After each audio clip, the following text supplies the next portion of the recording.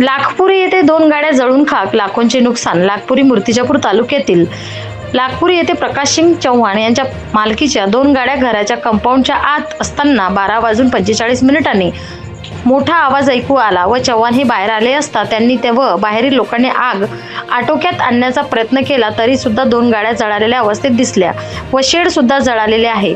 त्या बाजूला लागून खोली आहे, त्यामध्ये 24 पोते तुरीचे होते. त्या खोलीचा दरवाजा सुद्धा जळाला व सुदैवाने तुरीचे पोते जळाले नाही. सदर प्रकार हा खोडसाळपणा केल्यामुळे दिसलेला आहे.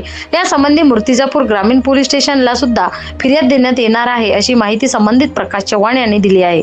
तरी सदर प्रकरणाची चौकशी करून मला झालेल्या नुकसानाची भरपाई देण्यात यावी.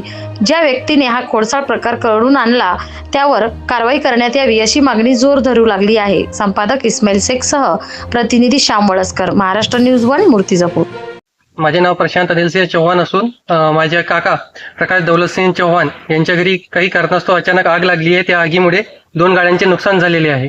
तसेच त्या गाड्या पूर्णपणे जळून राख झालेल्या आहे व त्यांच्यासाठी जे शेड उभारण्यात आले होते त्याचे पूर्णपणे नुकसान झालेले आहे.